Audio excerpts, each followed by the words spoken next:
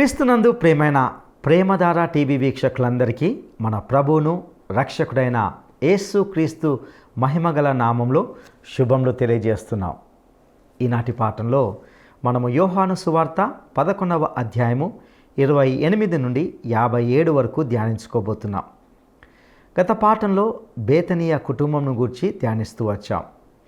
ఈ కుటుంబంలో మార్తా, మరియా అనే సహోదరులతో పాటు లాజరు అనే సహోదరుడు కూడా ఉన్నాడు. ఈ లాజరు రోగి అయి చనిపోయాడు. మరియా, మార్తలు దుఃఖంలో ఉండగా ప్రభువు వచ్చి ఒక గొప్ప ఆధ్యాత్మిక సత్యాన్ని చెప్పాడు. పునరుత్థానమును జీవంను నేనే. నాయందు విశ్వాసముంచువాడు చనిపోయినను బ్రతుకును, బ్రతికి నాయందు విశ్వాసముంచు ప్రతివాడు ఎన్నటికినీ చనిపోడు. తరువాత జరిగిన పరిణామాలను నేటి పాఠంలో తెలుసుకుంటాం. మరియా, మార్తల దుఃఖంను చూచి ప్రభువు ఎంతో చలించిపోయాడు. తన ఆత్మలో మూలుగుచు వారితో పాటు యేసు కూడా కన్నీళ్లు విడిచాడు. మానవునిగా ఆయన మనుషుల భావోద్రేకాలను ఎరిగినవాడు. వారితో కలిసి లాజరును ఉంచిన సమాధి యొద్దకు యేసు వెళ్ళాడు. సమాధి మీద పెట్టిన రాయి తీసివేసిన తర్వాత యేసు తండ్రికి ప్రార్థన చేసి, లాజరు బయటికి రా అని బిగ్గరగా చెప్పగా చనిపోయిన వాడు వెంటనే బయటికి వచ్చాడు. ఇది ప్రభు చేసిన మరొక అద్భుతం. ఈ అద్భుతం నుండి మనము ఎన్నో ఆధ్యాత్మిక సత్యాలను నేర్చుకోబోతున్నాం. ఇక శ్రద్ధగా సందేశాన్ని విందామా? ప్రియ శ్రోతలు, ఈరోజు మన పాఠం యోహాను సువార్త 11వ అధ్యాయం 28 నుండి 51వ వచనం వరకు. శ్రద్ధగా వినండి. మార్త వెళ్ళి తన సహోదరి అయిన మరియను రహస్యంగా పిలిచింది. అన్నది, బోధకుడు వచ్చి నిన్ను పిలుస్తున్నాడు. ఆమె విని త్వరగా లేచి ఆయన వద్దకు వచ్చింది. యేసు ఇంకా ఆ గ్రామంలోనికి రాక మార్త తనను కలుసుకున్న చోటనే ఉన్నాడు గనుక ఇంటిలో మరియతో కూడా ఉండి ఆమెను ఓదారుస్తూ ఉన్న యూదులు మరియ త్వరగా లేచి వెళ్లడం చూచి ఆమె సమాధి వద్ద ఏడవడానికి అక్కడికి వెళ్ళుతున్నది అనుకుని ఆమె వెంట వెళ్ళారు. అంతటా మరియ యేసు ఉన్న చోటికి వచ్చి ఆయనను చూచి ఆయన పాదముల మీద పడి అన్నది, ప్రభువా, నీవిక్కడ ఉండిన ఎడల నా సహోదరుడు చనిపోయేవాడు కాడు. ఆమె ఏడవడము, ఆమెతో కూడా వచ్చిన యూదులు ఏడవడము యేసు చూచి కలవరపడి ఆత్మలో మూలుగుతూ అతన్ని ఎక్కడ ఉంచారు అని అడిగాడు. ప్రభు, వచ్చి చూడు అన్నారు వారు. యేసు కన్నీరు విడిచాడు. కాబట్టి యూదులు చెప్పుకున్నారు, అతన్ని ఈయన ఎలాగు ప్రేమించాడో చూడండి. వారిలో కొందరన్నారు, గుడ్డివారి కన్నులు తెరచిన ఈయన ఇతన్ని చావకుండా చెయ్యలేడా? యేసు మరల తనలో మూలుగుతూ సమాధి వద్దకు వచ్చాడు. అది ఒక గుహ. దానిమీద ఒక రాయి పెట్టి ఉంది. యేసు, రాయి తీసివేయండి అని చెప్పగా చనిపోయిన వాని సహోదరి అయిన మార్త అన్నది, ప్రభువా, అతడు చనిపోయి 4 దినములైనది గనుక ఈ పాటికి వాసన కొడుతుంది. అందుకు యేసు అన్నాడు, నీవు నమ్మితే దేవుని మహిమ చూస్తావని నేను నీతో చెప్పలేదా? అంతట వారు ఆ రాయి తీసివేశారు. యేసు కన్నులు పైకెత్తి ప్రార్థిస్తూ అన్నాడు, తండ్రి, నీవు నా మనవి విన్నందున నీకు కృతజ్ఞతాస్తుతులర్పిస్తున్నాను. నీవు ఎల్లప్పుడూ నా మనవి వింటున్నావు అని నేనెరుగుదును. గాని నీవు నన్ను పంపావని చుట్టూ నిలిచి ఉన్న ఈ జనసమూహము నమ్మునట్లు వారి నిమిత్తమై ఈ మాట అన్నాను. ఆయన అలాగు చెప్పి బిగ్గరగా అన్నాడు, లాజరు, బయటికి రా. చనిపోయినవాడు కాళ్ళు చేతులు ప్రేత వస్త్రములతో కట్టబడినవాడై వెలపలికి వచ్చాడు. అతని ముఖానికి రుమాలు కట్టి ఉన్నది. అంతట యేసు వారితో అన్నాడు, అతని కట్లు విప్పి పోనీయండి. 44వ వచనం. ప్రియ సోదరీ సోదరులారా, వింటున్నారా? మార్త వెళ్ళి రహస్యంగా మరియకు చెప్పింది. అయితే అది రహస్యం కాదు. ఎందరో జనం సమాధి దగ్గర సమకూడారు. ఆమె యేసును కలుసుకోవడానికి వెడుతున్నది. వారు మరోలాగా అనుకున్నారు. సమాధి వద్దకు ఏడవడానికి వెడుతున్నదనుకున్నారు. మరియ కూడా మార్త అన్నట్లే, ప్రభువా, నీవిక్కడ ఉంటే లాజరు బతికి ఉండేవాడు అన్నది. ఆ తరువాత ప్రభువు శిష్యులతో మరో సందర్భంలో, నేను వెళ్ళిపోవడం మీకు ప్రయోజనకరం అన్నాడు. ఎందుకని? యేసు భౌతికంగా ఇక్కడ ఉన్నంతకాలం ఆయన శక్తిని భౌతికానికి పరిమితం చేస్తారు. యేసు పైకి వెళ్ళితేనే కాని పరిశుద్ధాత్మ రాడు. పరిశుద్ధాత్మ వచ్చిన తరువాత యేసు సర్వత్రా ఉండగలడు. ఈ రోజున యేసు విశ్వాసిలో ఉండగలుగుతున్నాడు అంటే పరిశుద్ధాత్మ వల్లనే. ఈ సత్యం మా శ్రోతలు గ్రహించాలి. యోహాను సువార్త 16వ అధ్యాయం 7వ వచనం. ప్రభు అన్నాడు, నేను వెళ్ళిపోవడం వలన మీకు ప్రయోజనకరం. నేను వెళ్ళని ఎడల ఆదరణకర్త మీ వద్దకు రాడు. నేను వెళ్ళిన ఎడల ఆయనను మీ వద్దకు పంపుతాను. సమాధి వద్ద అందరూ ఏడుస్తుంటే యేసు కూడా కన్నీరు కార్చాడు. చూచారా శ్రోతలు, మన బాధతో యేసు కూడా బాధ నొందుతాడు. మన దుఃఖాన్ని ఆయన పంచుకుంటాడు. ఆయన ఆత్మలో మూలిగాడు. యేసు మన పట్ల ఎంతో సానుభూతి గలవాడు. మరణం వల్ల మానవులు పడే బాధ, శోకము ఎంత తీవ్రమైనవో ప్రభువు ఎరగనివాడు కాడు. యోహాను సువార్తలో యేసు యొక్క దేవత్వం ఎక్కువగా చూపబడింది. అయితే ఈ సందర్భంలో యేసు మానవతను చూడగలం. లాజరును ఎక్కడ సమాధి చేశారు? అతని సమాధి ఎక్కడా అని ప్రభువు అడుగుతున్నాడు. యేసు మన కన్నీటితో తన కన్నీరు కలుపుతున్నాడు. యేసు గుండెలో మూలుగు. మరణం విచారకరమే, బాధాకరమే. యేసు ఏడ్చాడు. ఏడ్చే లాజరు స్నేహితులతో తానూ ఏడ్చాడు యేసు. ఈయన లాజరును ఎంత ప్రేమించాడో చూడండి అన్నారు యూదులు. గాని యేసు లాజరు కోసం ఏడవలేదు. బతికి ఉన్న అతని బంధుమిత్రాదుల కోసం ఏడ్చాడు. గుడ్డివాని కండ్లు తెరిచినవాడు లాజరును చావకుండా చెయ్యలేకపోయాడు అనుకుంటున్నారు. గుడ్డివాని కండ్లు యేసు తెరిచిన సంగతి వారు మరచిపోలేదు, జ్ఞాపకం చేసుకుంటున్నారు. శ్రోతలు వింటున్నారా? మరణం చేదు అనుభవం. శవాన్ని ఎంత ఘనంగా సమాధి చేసినా మరణం మరణమే. సమాధి మీద ఎన్ని పూలు చల్లినా మరణం తీయనిది కాబోదు. ఎవరెంత ఓదార్చినా మరణం వల్ల కలిగే దుఃఖం పూర్తిగా పోదు. అది మానవ అనుభూతి. మార్త అన్నది, లాజరు చనిపోయి సమాధి చేయబడి 4 రోజులైంది. శరీరం కుళ్ళుపట్టి ఇప్పటికీ వాసన కొడుతూ ఉంటుంది.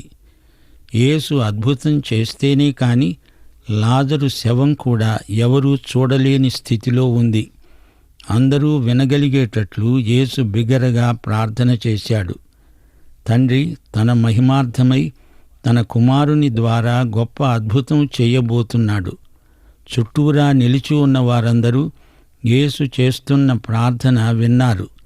యేసు ఎందరినో చచ్చిన వారిని బ్రతికించి ఉండవచ్చు. ఎన్నో వేల మందిని స్వస్థపరిచాడు. ఎందరో గుడ్డివారి కండ్లు తెరిచాడు. గాని మచ్చుకు కొన్ని మాత్రమే రాయబడినవి. ఇక్కడ లాజరు విషయం చూడండి. యేసు లాజరు శరీరాన్ని లేపాడు.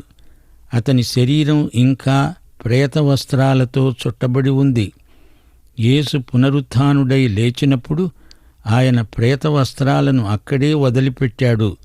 ఆయన తలకు చుట్టబడిన రుమాలు ప్రత్యేకంగా అక్కడే విడిచిపెట్టాడు. ఆయన లేచాడు. బట్టలు అక్కడే విడిచిపెట్టబడ్డాయి. ఆయన మహిమ శరీరంతో లేచాడు. రాయి సమాధి మీద అలా ఉన్నా యేసు బయటికి రాగలడు. గాని వీరు లోపలికి వెళ్ళి అది ఖాళీ సమాధి అని చూడాలి గదా. అందుకు రాయి పొర్లించబడింది. పునరుత్థాన శరీరంతో యేసు మూయబడిన తలుపుల గుండా లోపలికి ప్రవేశించగలడు. భౌతిక పదార్థాలు మహిమ శరీరానికి ఏవీ అడ్డం కాజాలవు. అయితే ఇక్కడ లాజరు విషయంలో ఏం జరిగింది? ఈ సంఘటనలో మనము సువార్తను గుర్తించగలం. మనము పాపముల చేత అపరాధముల చేత చచ్చిన వారము. దేవుని విషయంలో అందరూ చచ్చిన వారే, గాని క్రీస్తు యేసునందు దేవుని విషయంలో సజీవులం. అయితే ప్రేత వస్త్రపు కట్లున్నాయి, అవి మనలను కదలనియ్యవు. రోమాపత్రిక 7వ అధ్యాయం 15-24 వచనాలు. నేను చేసేది నేనెరుగను, నేను చేయనిశ్చయించేది చేయక ద్వేషించేదే చేస్తున్నాను. అయ్యో, నేనెంత దౌర్భాగ్యుడను! ఈ మాట అంటున్నది రక్షణ లేని అవిశ్వాసి కాడు, ఇతడు రక్షించబడిన విశ్వాసి. ప్రేత వస్త్రాల కట్లు వదిలించుకోవలసిందని పౌలు హెచ్చరిక. ప్రభు అన్నాడు, అతని కట్లు విప్పి అతణ్ణి పోనీయండి. లాజరు సమాధిలో నుండి లేపబడి ప్రేత వస్త్రాల కట్లు విప్పబడి చరచరా బయటికి నడిచి వచ్చాడు. శ్రోతలు, ఇప్పుడు మనం యోహాను సువార్త మధ్యకు వచ్చాము. యేసు తన బహిరంగ సేవను ముగించాడు. వ్యక్తులతో వ్యక్తిగతంగా పనిచేస్తున్నాడు.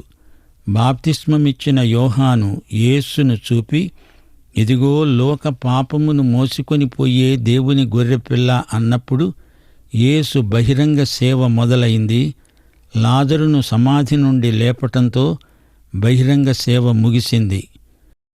యేసు మరణానికి ముందు 48 గంటల సంఘటనలను గురించి రాసినంత ఆయన జీవితంలోని మొదటి 32 సంవత్సరాల 11 నెలల 3 వారాల 5 రోజుల సంఘటనలను గురించి రాశాడు ఈ రచయిత. మిగతా 3 సువార్తల్లో కూడా యేసు జీవితంలోని చివరి 8 రోజుల వృత్తాంతం ఎక్కువగా రాశారు. 4 సువార్తల్లో కలిపి మొత్తం 89 అధ్యాయాలున్నాయి. వీటిలో 4 అధ్యాయాలు యేసు జీవితంలోని మొదటి 30 సంవత్సరాల జీవితం రాయబడింది. 85 అధ్యాయాలు ఆయన జీవితంలోని చివరి 3 సంవత్సరాల వృత్తాంతం రాయబడింది. ఈ 85 అధ్యాయాలలో 27 అధ్యాయాలు యేసు జీవితంలోని చివరి 8 గంటల్లో జరిగింది రాయబడింది. ఈ సువార్తల్లో 3 పండగలు పేర్కొనబడ్డాయి. యేసు జీవితంలోని చివరి భాగాన్ని ఎక్కువగా ఈ సువార్తికుడు వివరించాడు. యేసు మరణ పునరుత్థానాలకు ఎక్కువ ప్రాధాన్యం ఇవ్వబడింది. యేసు మరణము పునరుత్థానము లేకపోతే సువార్తే లేదు. 1 కొరింథీ 15వ అధ్యాయం 1-4 వచనం వరకు సువార్త అంటే ఏమిటో సంగ్రహంగా చెప్పబడింది. ఇదే సువార్త వలన మీరు రక్షణ పొందుతారు. క్రీస్తు మృతి చెందాడు, సమాధి చేయబడ్డాడు, 3వ రోజున లేపబడ్డాడు. ఇదంతా లేఖనముల ప్రకారమే జరిగింది. 45వ వచనం నుండి, మరియ వద్దకు వచ్చి ఆయన చేసిన కార్యమును చూచిన యూదులలో అనేకులు ఆయన యందు విశ్వాసముంచారు. కాని వారిలో కొందరు పరిసయ్యుల వద్దకు వెళ్ళి యేసు చేసిన కార్యములను గూర్చి వారికి చెప్పారు. కాబట్టి ప్రధాన యాజకులు, పరిసయ్యులు మహాసభను సమకూర్చి అన్నారు, మనం చేస్తున్నదేమిటి? ఈ మనుష్యుడు అనేక సూచక క్రియలు చేస్తున్నాడే. మనము ఈలాగు ఆయనను చూస్తూ ఊరకుండిన ఎడల అందరూ ఆయన యందు విశ్వాసముంచుతారు. అప్పుడు రోమీయులు వచ్చి మన స్థలాన్ని, మన జనమును ఆక్రమించుకుంటారు. అయితే వారిలో కయప అనే ఒకడు ఆ సంవత్సరము ప్రధాన యాజకుడై ఉండి వారితో అన్నాడు, మీకేమీ తెలియదు. మన జనమంతా నశించకుండా ఒక్క మనుష్యుడు ప్రజల కోసం చనిపోవడం మీకు ఉపయుక్తమని మీరు ఆలోచించుకొనరు. తనంతట తానే ఈలాగు చెప్పలేదు గాని ఆ సంవత్సరం ప్రధాన యాజకుడయ్యాడు గనుక యేసు జనము కోసము, ఆ జనము కొరకు మాత్రమే కాక చెదరిపోయిన దేవుని పిల్లలను ఏకముగా సమకూర్చడానికి చావనై ఉన్నాడని ప్రకటించాడు. ఆ దినము నుండి వారు ఆయనను చంపడానికి ఆలోచిస్తున్నారు. 53వ వచనం. ప్రియ సోదరీ సోదరులారా, వింటున్నారా? వీరు వేట కుక్కలు, ప్రభువు వెంట పడుతున్న మతనాయకులు, ప్రధాన యాజకుడు సద్దూకయుడు. వీరు అద్భుతాలను నమ్మరు, పునరుత్థానాన్ని అసలే నమ్మరు. పరిసయ్యులు మతనాయకులు, అతిభక్తివాదులు. పరిసయ్యులకు సద్దూకయులకు అసలు పడదు. అయితే యేసుకు వ్యతిరేకంగా అందరూ కలిశారు. ఆయనను సిలువ వేయడానికి కుట్రాలోచనలు చేస్తున్నారు. యేసును వదిలించుకోవడానికి అందరూ ఏకమవుతారు. నాటి నుండి నేటి వరకు ఇదే తంతు కొనసాగుతున్నది. దేవుని వాక్యములోని క్రీస్తును గుర్తించని పండితులు గుడ్డి నాయకులు.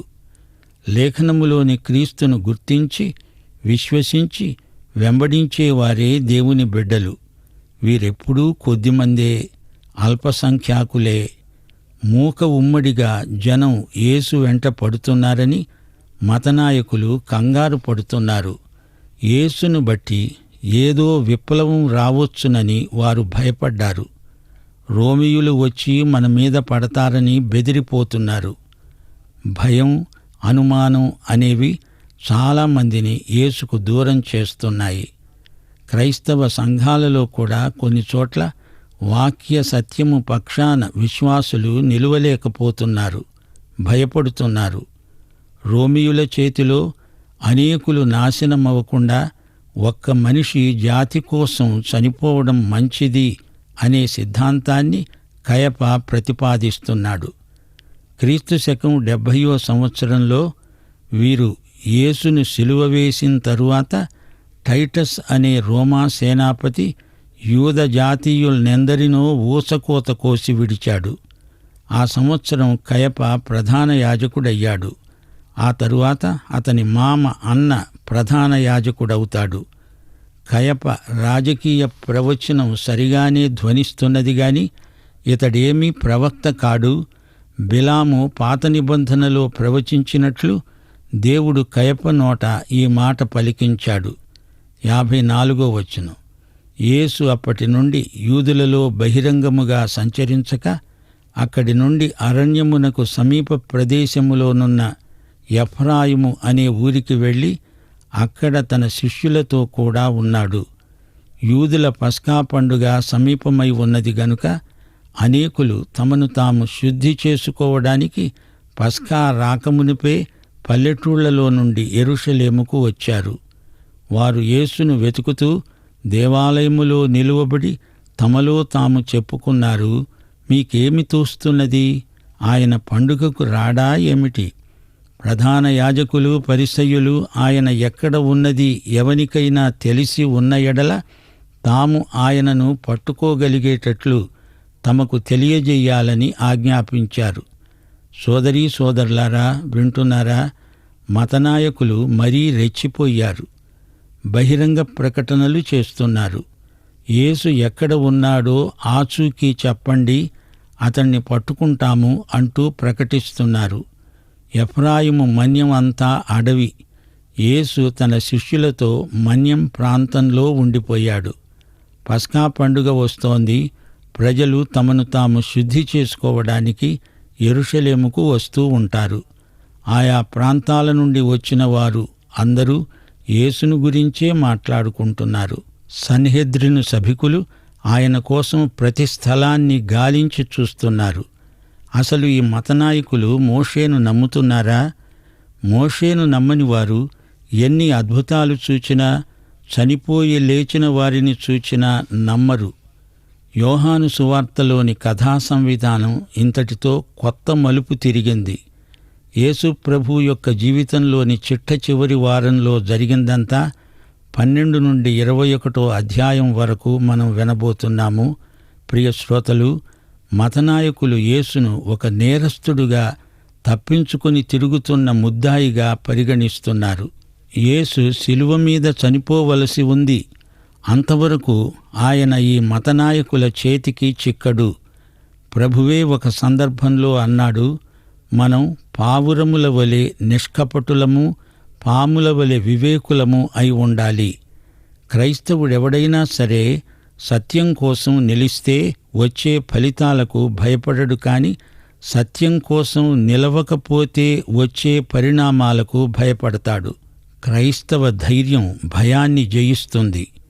యేసు ఎక్కడ ఉన్నాడో సమాచారం చెప్పిన వారికి గొప్ప బహుమానమిస్తాము అని మత నాయకులు ప్రకటించినప్పుడు ఇస్కరియోతు యూదా ఆ బహుమానాన్ని ఆశించి ఉంటాడు. దుర్లాభాపేక్ష అతని మనస్సులో మొదలైంది. యేసు ప్రభువు మతనాయకులకు భయపడి పారిపోలేదు.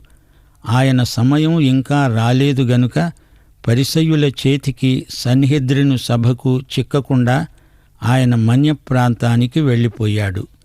సోదరీ సోదరులారా, ప్రియ శ్రోతలారా, ఈ 11వ అధ్యాయంలోని కేంద్ర సందేశాన్ని మరచిపోకండి. యేసే పునరుత్థానము, జీవము. పాపముల చేత, అపరాధముల చేత చచ్చిన ప్రతి మానవునికి పునరుత్థానము, జీవము యేసే. చచ్చిన ఆత్మను, మనస్సును, మనస్సాక్షిని ఈ క్షణంలో బ్రతికించగలవాడు యేసే. ప్రియ సోదరుడా, సోదరి, నీవు ఈ యేసును నీ రక్షకునిగా, ప్రభువుగా ఎరుగుదువా? నీవు రక్షించబడ్డావా? పాఠం ఇంతటితో సమాప్తం. ప్రభు అయిన యేసుక్రీస్తు వారి దివ్యకృప, తండ్రి అయిన దేవుని పరమ ప్రేమ, పరిశుద్ధాత్మ యొక్క అన్యోన్య సహవాసము, సమాధానము మనకందరికీ నిత్యత్వము పర్యంతము తోడై ఉండునుగాక. ఆమేన్. ప్రియులారా, ఇంతవరకు యేసు ప్రేమించిన లాజరు అనే వ్యక్తి చనిపోయినప్పుడు జరిగిన పరిణామాలను గురించి వింటూ వచ్చాం. లాజరు సహోదరులు అనగా మరియా, మార్తలు దుఃఖంలో ఉండగా వారి దుఃఖంను చూచి ప్రభువు ఎంతో చలించిపోయాడు. తన ఆత్మలో మూలుగుచు వారితో పాటు యేసు కూడా కన్నీళ్లు విడిచాడు. ఈ సందర్భం నుండి మనము ఎన్నో సత్యాలను గ్రహించగలం. యేసు మానవునిగా ఆయన మనుషుల భావోద్రేకాలను ఎరిగినవాడు కనుక ఆయన కన్నీళ్లు విడిచాడు. అనగా యేసు మన బాధలను, మన దుఃఖమును పంచుకుంటాడు. యేసు మన పట్ల ఎంతో సానుభూతి కలవాడు. ఆయన 100% దేవుడే కాదు, ఆయన 100% మానవుడు కూడా. మన బాధల్లో సహానుభావం కలవాడు. నీవు, నేను ఎంతటి క్లిష్ట పరిస్థితి గుండా వెళ్ళినప్పటికీ ఆ పరిస్థితులను ఆయన ఎరిగినవాడుగా ఉంటున్నాడని మనం అర్థం చేసుకోవాలి. ప్రభు అన్న మాటలు ఎంతో గొప్పవిగా ఉంటున్నాయి. నీవు నమ్మిన ఎడల దేవుని మహిమను చూతువు. ప్రియ సహోదరుడా, సహోదరి, నీ జీవితంలో మరణకరమైన పరిస్థితుల గుండా వెళుతూ ఉండవచ్చు. దేవుని యందు విశ్వాసముంచు. పరిస్థితులను మార్చగల దేవుడు యేసుక్రీస్తు. ఆయనే పునరుత్థానమును, జీవమును. ఆయన యందు విశ్వాసముంచువాడు చనిపోయినను బ్రతుకుతాడు. బ్రతికి ఆయన యందు విశ్వాసముంచువాడు ఎన్నటికీ చనిపోడు. నీవు ఆయన నమ్ము. నీవు నమ్మితే దేవుని మహిమను నీ జీవితంలో నీవు చూస్తావు. నీవు పాపివని గ్రహించి ఆయనను నీ రక్షకునిగా గుర్తించి ఆయన యందు విశ్వాసం ఉంచితే నీవు రక్షించబడతావు. అట్టి కృప దేవుని నీకు దయచేయనుగాక. దైవాశీస్సులు.